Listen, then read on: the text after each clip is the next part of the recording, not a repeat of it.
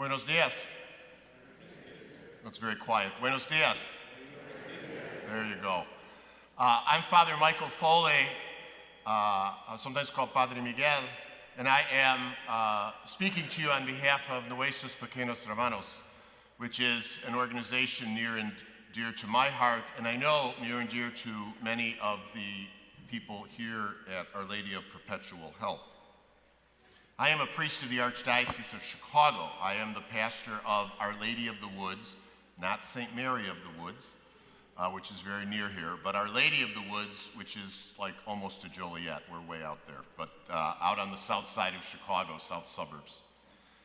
And I've been involved with NPH for about 20 years. Actually, this is my 20th year. I was introduced to NPH by then Father, now Bishop Ron Hicks, and went down there and have been involved in a number of ways. Visited a number of homes, did part of my sabbatical there, sponsor a number of children. In fact, my godson Brian is here. He's one of my godchildren from El Salvador. And I've had just wonderful experiences. Not just with the young people of NPH, but with the people who have supported NPH over the years. People I've met down on various trips, volunteers, young people who volunteer for a year or for a week, some from this parish, and people I've met along the way. So I want to share with you a little bit about NPH. I want to begin, however, by saying thank you. This wonderful parish of Our Lady of Perpetual Help has done a great deal over many years to support the young people and those who work with them of NPH. This has been, I know, part of the mission themes here at Our Lady of Perpetual Help. For 3 years, you have hosted the young people when they come up to tour and present information about NPH. I know that a number of you have been down there, a number of you sponsor. I don't want to be repetitive of maybe what you've heard in the past, so what I'd like to do is, first of all, place this in the context of this gospel, the story of the Transfiguration. Because the story of the Transfiguration has a lot to say about how we live our lives, more than you might realize. And then use that as a springboard to share with you two stories very briefly, and then invite you to continue the story. So that's the roadmap today. You may be familiar with the initial story of Nuestros Pequeños Hermanos. It started in Cuernavaca, Mexico in 1954, 66 years ago. There was a young priest, an American named William Wasson. He was living and working in Cuernavaca.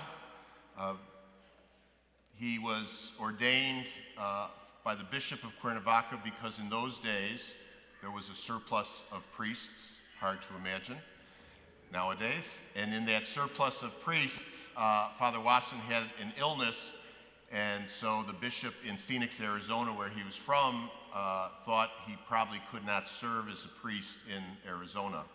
So they sent him down for the climate in Cuernavaca, where he was ordained and served. The young man stole from his church, a young man living on the streets, and within 2 weeks, he had a half a dozen young men sleeping in the pews of the church, by the way.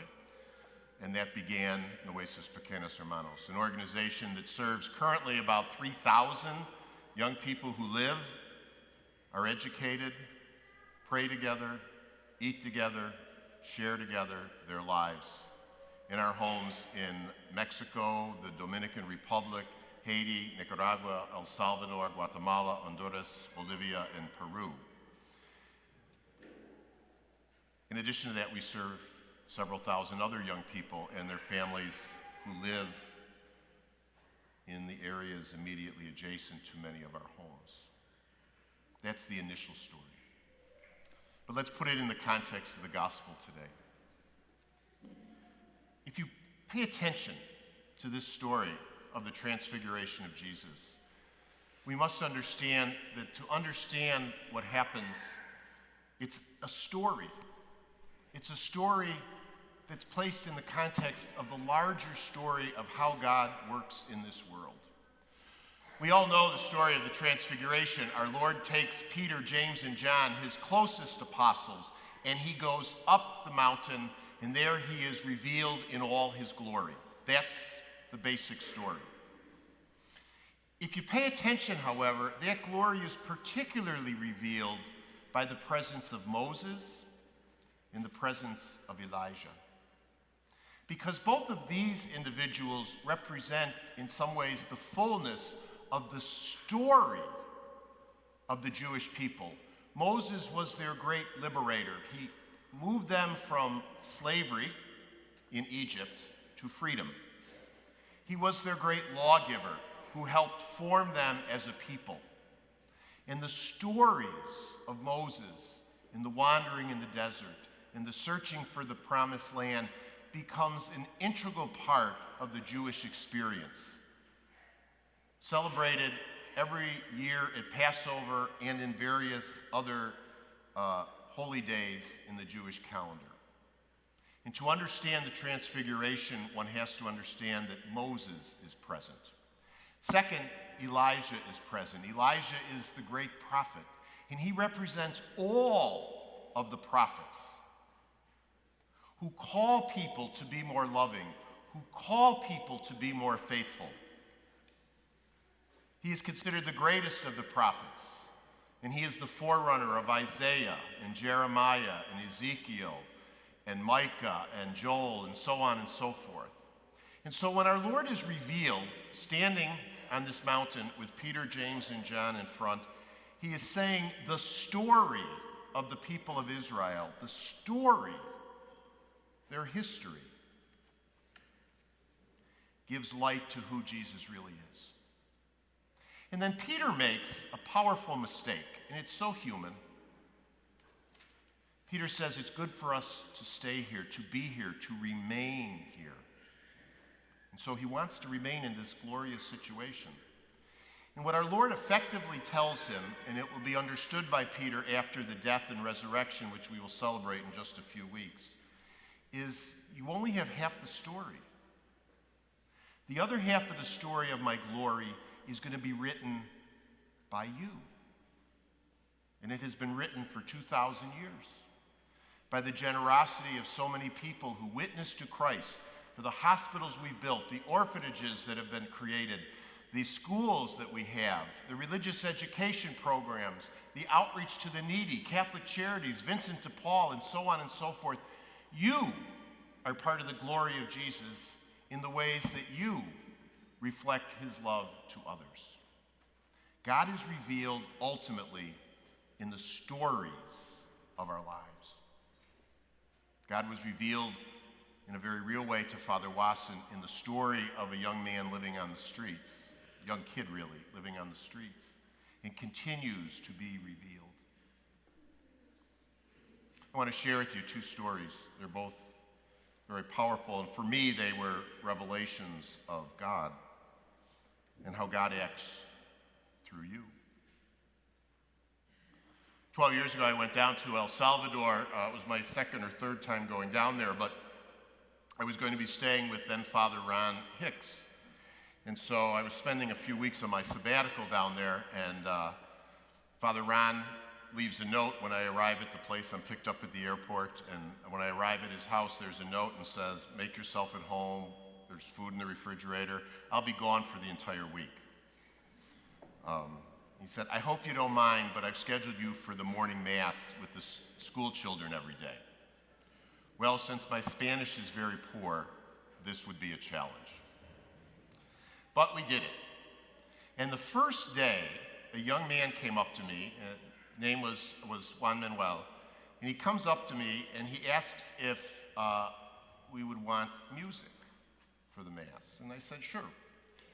So every day with these school children, he played music and sang beautifully, his wonderful voice.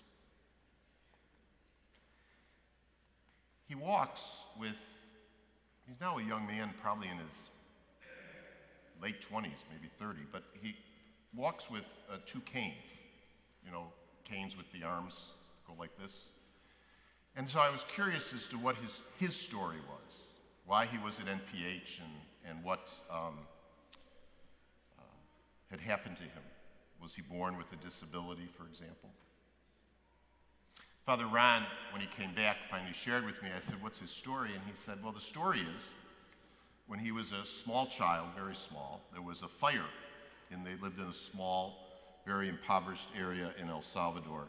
And in the fire, his parents were killed. And he suffered severe burns on his legs, and they had to be amputated. And he suffered burns on his chest and back as well. He almost died. He spent some time bouncing around with different people and organizations and actually a little bit living on the street. And when he was 8 or 9 years old, he finally came to NPH, where they worked with him, developed his talents, got him legs, and really created a wonderful experience for this young man. I said to him, without knowing the story, I said to him, like the third day, I said, you know, you sing so beautifully. And he said, well, of course, because God has been very good to me. And when I learned his story, I was wondering, if I lost my parents, if my body suffered scars, if I lost my legs, would I have the courage or the wisdom to say that? I hope I would. But he understood that he was living in a web of love. And by the way, that web of love has extended all the way to Chicago. This young man has come up here a number of times for medical treatments because of the generosity of people in this area. That's the first, a revelation of God, that when we give with our heart, we can change the lives of people. His is just one story. There's 3,000 others. Which leads me to the second story. I led a group of young people. I was actually with Chuck Allworth down to our home in the Dominican Republic. And one of the young people among the young people that are served are people who are not necessarily part of the NPH official family, but in the community. And so we went with the social worker to visit a number of children that were at risk. And we went to one home of a boy, a very tiny house, very impoverished, and he had, it's not bow-legged, it's club feet. He had 2 club feet, and he would never walk normally. But because of the intervention, because of the generosity of people like yourself, the young man has had surgery. I shouldn't call him a young man, he's about 5 now, I think, so he's a real young man, I guess. Those are just 2 stories. And as I said, there's 3,000 others. There's actually 12,000 others. And if we count all the people that volunteer and help, there are 20 or 30,000 others or 40,000 others. You make a difference. I want to invite you to do 3 things. The young people from the Nuestros Pequeños Hermanos will be here at the doors, I think, or at the end of Mass. You'll have a chance to talk to them, welcome them. Second is find out information about NPH. And again, I know many of you are already very supportive. Consider becoming a sponsor. Consider finding ways to support this wonderful organization. I can attest that it has changed my life far more than anything I've ever given. It changed my life, which is why I'm so enthusiastic for it. I invite you to allow NPH to change your life. Third, be generous in the second collection. And fourth, continue to pray. I want to close by putting it in a little context of our modern world. I was driving with my nephew who's 10 years old, and sometimes 10-year-olds have a wisdom that we adults could learn from.